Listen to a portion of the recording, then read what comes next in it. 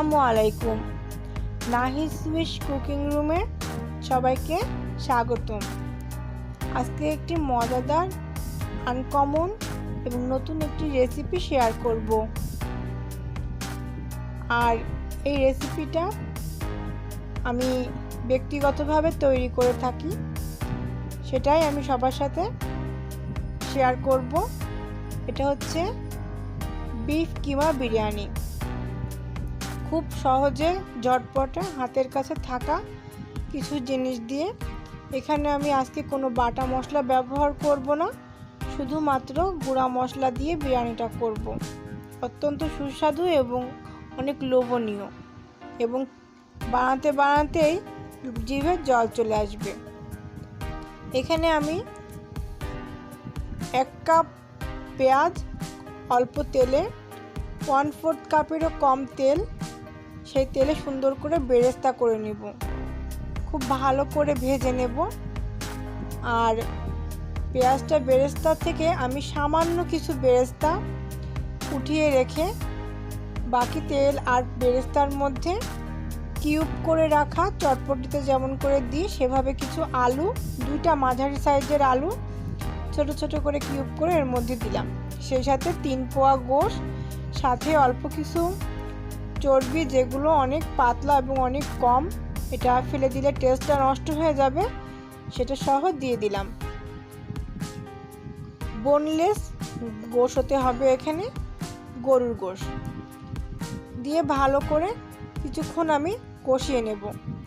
যখন এই কিমাগুলো থেকে পানি ছাড়তে আরম্ভ করবে তখনই আমি আমার অন্যান্য উপকরণগুলো দেওয়া শুরু করব।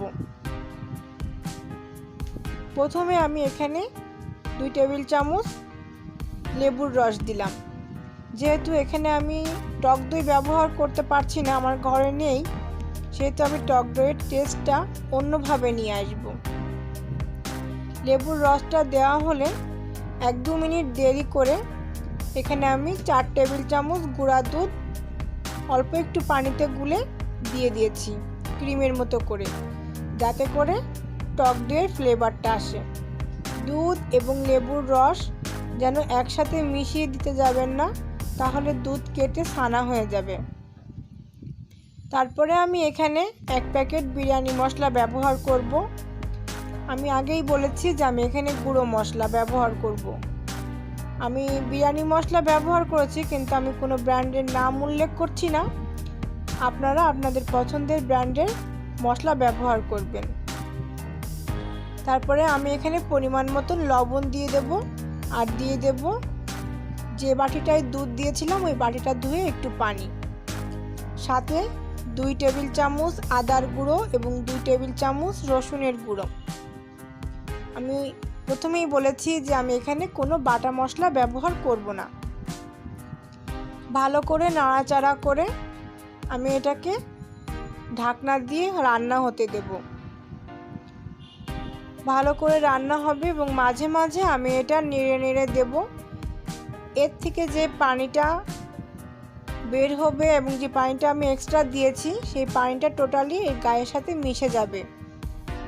আর আমি যদিও এটাকে স্পাইসি করব, তাই আমি এর ভিতরে আরও 2 টেবিল চামচ শুকনা ঝালের গুঁড়া দিয়েছি, যার কারণে আমার বিরিয়ানিটার কালারটা একটু ডিপ এসেছে এবং সেই সাথে ঝালও এসেছে। এখানে আমি কাঁচা ঝাল ব্যবহার করিনি। ভালো করে নাড়াচাড়া করে কষিয়ে কষিয়ে আমি রান্নাটা করব। আর রান্নাটা যখন হবে তখন এর থেকে একটা সুন্দর ঘ্রাণ বের হবে। এই ঘ্রাণটাই আপনাকে বলে দেবে আপনি কি করছেন আর কি রাঁধছেন, আপনার জিভে জল এনে দেবে। অত্যন্ত সুস্বাদু একটা রান্না, যেটা আপনি না খেলে এবং রান্না না করলে বুঝতেই পারবেন না যে আপনি কি করেছেন। তো একটু সময় নিয়ে আমার রান্নাটা দেখবেন, আর সেভাবে রান্না করে কেমন হলো আমাকে কমেন্টে জানাবেন।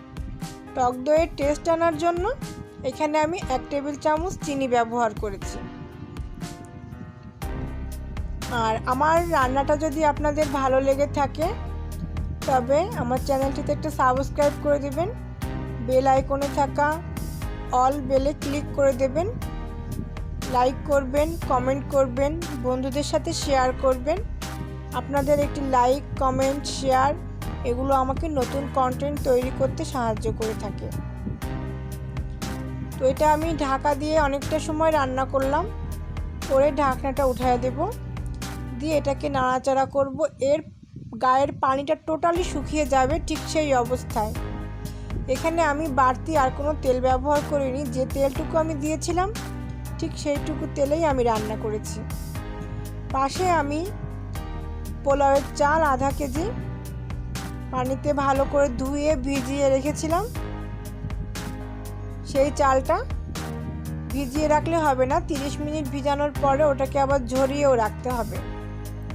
যখন এই কিমাগুলো খুব ভালো মতন পানি শুকিয়ে যাওয়ার পরেও 3-4 মিনিট ভালো করে কষিয়ে নিলে এর যতটুকু তেল আছে ওইটুকু বের হয়ে আসবে, তখন এই চালটা আমরা দিয়ে দেব।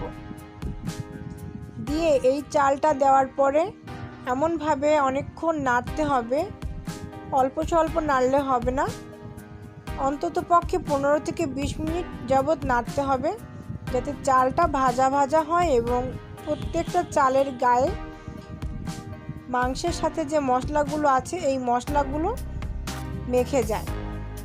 খুব ভালো করে নাড়তে হবে, সম্পূর্ণটা তো দেখানো সম্ভব না, তাই আমি স্পিড বাড়িয়ে দিয়ে আপনাদেরকে দেখিয়েছি। আর যেহেতু মশলাটা আমি আগেই ব্যবহার করেছি, এখানে এক্সট্রা আর কোনো মশলা ব্যবহার করিনি, সেহেতু আমি আর 2টা তেজপাতা আমি এক্সট্রা দিয়ে দিলাম, একটু ফ্লেভারটা আরও ভালো আসার জন্য। আর চালের জন্য পরিমাণ মতন লবণ, আধা কেজি চালে যেটুকু লবণ লাগে আমার 1.5 টেবিল চামচ লবণ আমি এখানে দিয়ে দিয়েছি। আর গোশের জন্য আলাদা করে লবণ ব্যবহার করেছি। ভালো করে ভাজা হয়ে গেলে আমি একটা হাঁড়িতে পরিমাণ মতন পানি, চালের দ্বিগুণ পানি গরম করে ফুটিয়ে রেখেছি।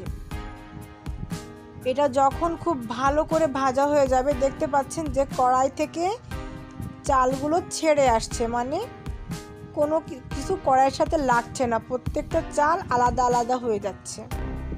ঠিক সেই মুহূর্তে চালের থেকে দ্বিগুণ পানি এখানে ব্যবহার করব। এতে করে খুব দ্রুত ঝরঝরে বিরিয়ানি তৈরি হবে। আর পরিমাণ ঠিক থাকলে আপনার রান্না সুন্দর হতেই হবে। অনেকের চুলাতে পোলাও বিরিয়ানি করতে গেলে চালগুলো আঠা আঠা হয়ে যায়, সেক্ষেত্রে ভাজা চাল এবং না ভাজা চাল দুইটার পানির সমন্বয়টা ঠিক রাখতে হবে, এটাই হচ্ছে ট্রিক্স। এটা যদি আপনাদের ঠিক থাকে তাহলে আপনি যেভাবেই রান্না করেন, যাই রান্না করেন অবশ্যই ঝরঝরে হবে। এখানে আমি 1/2 কাপ মতন মটরশুঁটি দিয়ে দেব। আর আমি টেস্ট করে নিলাম লবণটা ঠিক আছে কিনা। তো ঠিক আছে, এবার রান্না হবে ঢাকনা দিয়ে। এই ঢাকনা আমি একবারে খুলবো যখন আমি দেখব উপর থেকে যে এর পানিটা শুকিয়ে এসেছে। আমার চালের পানিটা শুকিয়ে এসেছে, একটু নাড়াচাড়া করে এটাকে দমে রেখে দিলাম।